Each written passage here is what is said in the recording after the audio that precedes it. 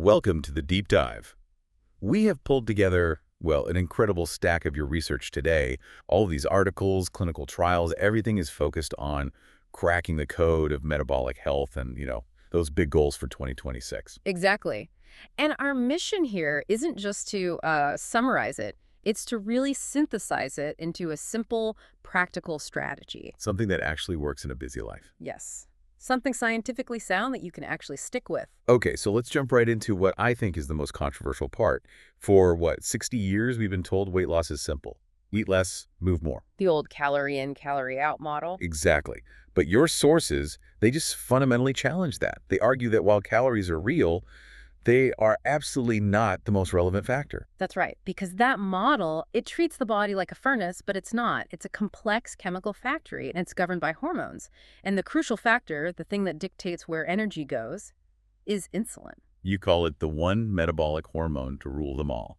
I mean, that's a bold statement. Yeah. What about cortisol or leptin? Oh, they're critical. They're definitely important supporting actors. But insulin is the traffic cop. It controls the destiny of every single calorie. If insulin is high, it's basically shouting, stop burning, start storing, to every cell in your body. It slams the brakes on your metabolism. It's determined to store calories as fat or in the liver, period. Okay, let's ground this in some hard data. We've got these studies on isocaloric meals. So identical calories, identical protein, but wildest different carbs and fats. How does that work? Yeah, this is where it gets really fascinating. So you have two groups. One gets a high-carb, low-fat meal. The other gets a low-carb, high-fat meal. Same calories. You'd think the result would be the same, right? Of course. Same input, same output, basic physics. But it's not. Yeah. The group that had the low-carb meal, their resting metabolic rate was significantly higher for hours afterward. They were just burning more energy sitting there. Oh. Because the low-carb meal triggered almost no insulin. So the metabolic engine kept running high instead of, hitting the storage brakes. It's not the number on the package. It's the hormonal signal that number sends. That is a total paradigm shift. Mm-hmm. Let's take a step back. What do we even mean by metabolism? It's just the sum of every chemical reaction keeping you alive. Simple as that. Mm. But when we talk about insulin, even a lot of educated clinicians, they only think of it as controlling blood sugar. Because that's what we measure on a standard blood test. It's easy. Exactly. But it signals to every cell, brain, bone, liver, how to handle energy. And this leads right to the biggest problem in weight loss, what I call the hunger disconnect. Right. So the goal is to shrink your fat cells. But if someone, let's call him Dave, just focuses on cutting calories, what's going to happen? Constant gnawing hunger. And you can't fight hunger with willpower forever. Hunger always wins. It's a primal drive. We've all seen that cycle. You crash diet, lose a bunch of weight, and then... And then you gain it all back, and then some, because your body thinks it's starving and fights you tooth and nail. You have to address the hormone. Which brings us back to that powerful statement you made. If you could just remove a person's insulin, it would be impossible for them to get fat. Totally, and completely impossible, even on tens of thousands of calories a day. And we see this horrible real-world experiment with untreated type 1 diabetes. They can't produce insulin. Right. So they can't store a single calorie. They eat constantly, but they're wasting away. They're incredibly skinny. The second they get their first life-saving shot of insulin, they immediately gain 10 to 15 pounds of fat. Insulin is the key. It unlocks the door to storage. So let's connect that back to Dave's brain. He eats a big pasta dinner. Insulin spikes. What's happening in his head? Well, that insulin is aggressively shoving all the fuel of the glucose and fat out of the blood and into storage. And the brain, which has no real energy storage of its own, suddenly gets deprived. Its two main fuels are glucose and ketones. And in that moment, both are gone. Glucose is being stored, and the high insulin tells the liver, absolutely do not make ketones. So you get brain fog, that 3 p.m. slump, Yeah. and hunger. Yes. Massive hunger. Even if your fat cells have millions of stored calories, your brain is screaming, I'm hungry, I'm out of fuel, because it can't access any of it. That's the disconnect. The goal isn't to starve, it's to make your own stored energy accessible. Which brings us to ketones. What exactly are they? They're molecules, specifically beta-hydroxybutyrate or BHB. The liver makes them when it's burning fat. And they're not just fuel, they're powerful signaling molecules. They tell your body, hey, we're good. We have plenty of energy on board. And to get the body to make them, the one rule is... Insulin must be low. It's the physiological opposite of insulin. Yeah. So you get there through fasting or a very low-carb diet. For most people, ketone production really starts to ramp up about 16 hours after their last meal. Let's walk through that. Low insulin signals fat cells to break down. That fat travels to the liver. And the liver has a choice: store it or burn it. If insulin is low, it has no choice. It can't store it. It's forced to burn it. And when it has excess energy from all that fat burning, it packages it up as ketones to share with the brain. And this is why it works so well for fatty liver disease, right? It goes against the whole calorie argument. Absolutely. The data is incredible. People with non-alcoholic fatty liver disease, you put them on a low-carb diet for just 1 week, and their liver fat can drop by 60%, even if the calories are identical to a high-carb diet. Low insulin literally forces the liver to purge fat. And that feeling of being totally indifferent to cravings, like that story of walking past a cinnamon roll stand. That's the ketone advantage. The brain has stable, consistent fuel. You're off the blood sugar roller coaster. There's no energy deprivation, so there's no panic, no cravings. Hunger just fades away. And there's also a calorie wasting element, which seems crazy. It's a huge advantage. Our own lab work found that ketones can triple the metabolic rate in fat tissue itself. Yeah. And you literally waste them. You breathe them out as acetone, you urinate them out. Those are calories leaving your body without you doing a single push-up. It's not just about weight, though. The brain benefits are pretty profound. Oh, the brain loves ketones. They act as an anxiolytic, so they reduce anxiety, they improve attention, memory, cognition. There's really exciting research happening with ketones in diseases like Alzheimer's. And the heart. I was blown away by the heart failure studies. The heart muscle prefers ketones when it's under stress, and this one form of ketone, LBHB, was shown in pig models to actually expand the great arteries. It allowed the heart to eject 40% more blood with every beat.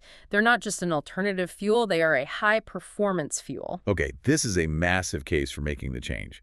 Let's make this a practical playbook. For Dave, our 35-year-old dad, what's the very first step? Do not make it low calorie. I can't stress this enough. Make it low insulin. Dave needs to know, if you're hungry, eat. Eat as much protein and fat as you want. They have almost no impact on insulin, so you're not fighting a deprivation battle. What does a perfect day look like then? Factoring in work, family, real life. Okay, so you manage insulin from morning to night. For breakfast, aim for 0 to very few carbs. No toast, no cereal. Your cortisol is naturally high in the morning, which raises your blood sugar anyway. You don't want to pile carbs on top of that. So eggs, bacon, something like that. Any tricks for staying full? Yeah, try sipping on yerba mate. It's a South American tea that's been shown to naturally boost GLP-1. GLP-1, the satiety hormone. It tells your brain you're full. Exactly. Let nature do the work for you. Then for exercise, if your goal is metabolic health, a mid-morning resistance workout in a fasted state is ideal. You'll tap right into your stored body fat for fuel. When should the biggest meal be? Lunch. Make lunch your biggest meal of the day, packed with protein and fat. If you have a really solid, satisfying lunch, it just crushes those late afternoon cravings. And dinner is the social meal, the family meal. Right. Have dinner around 5 or 6 with your family. You can have some carbs here, but and this is the non-negotiable rule. Stop snacking, especially late at night. Why is that late night snack so destructive? It's the absolute worst time to eat. You go to bed, your insulin is dealing with that food, and you can get this reactive hypoglycemia overnight. Your blood sugar crashes. And that wakes you up. It activates your fight or flight system, so you're not resting, you're sleeping with a racing heart, you feel hot, and all that guarantees you'll be insulin resistant the next day. It's a vicious cycle. Okay, let's talk safety. That listener's story about the insulinoma was terrifying. It's extremely rare, but it's a vital piece of context. An insulinoma is a tumor that just pumps out insulin nonstop. So when that gentleman cut his carbs, the tumor kept pumping insulin, which drove his blood sugar dangerously low. So his brain had no glucose, and the high insulin was blocking any ketone production. He ran out of fuel. Completely. The takeaway isn't to be scared of low carb. The takeaway is know your baseline. If you try this and you feel catastrophically ill within hours, that's a medical emergency. That's why getting your fasted insulin checked is so important. And let's briefly touch on cancer, this metabolic view from researchers like Dr. Thomas Seyfried. It's a powerful idea that many cancers are fundamentally a problem of broken mitochondrial metabolism, and they rely heavily on glucose. So the therapeutic approach is to starve the cancer of its preferred fuel, making other treatments more effective. It just shows how central this all is. Okay, let's shift to performance tools. Creatine. We think of it as a gym supplement. I am a huge proponent of creatine for the brain. Yes, it'll boost your strength by 10–15%, but the new research is all about how it increases brain energy. It keeps you sharp, especially when you're tired. Is the standard 5-gram dose enough for that? For muscles, sure. But for the brain, you probably need more.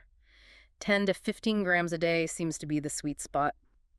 This is so important for women, given their higher risk for Alzheimer's, and for vegetarians and vegans. What about the concern that it raises creatinine and damages your kidneys? Creatinine is just a harmless breakdown product of creatine. If you're taking creatine, your creatinine levels will go up. It just means you're using the supplement. The safety data on creatine is overwhelming. Now, for a real curveball, B vitamins. We're told we need them for energy, but you're saying they can sabotage weight loss. This is all about metabolic efficiency.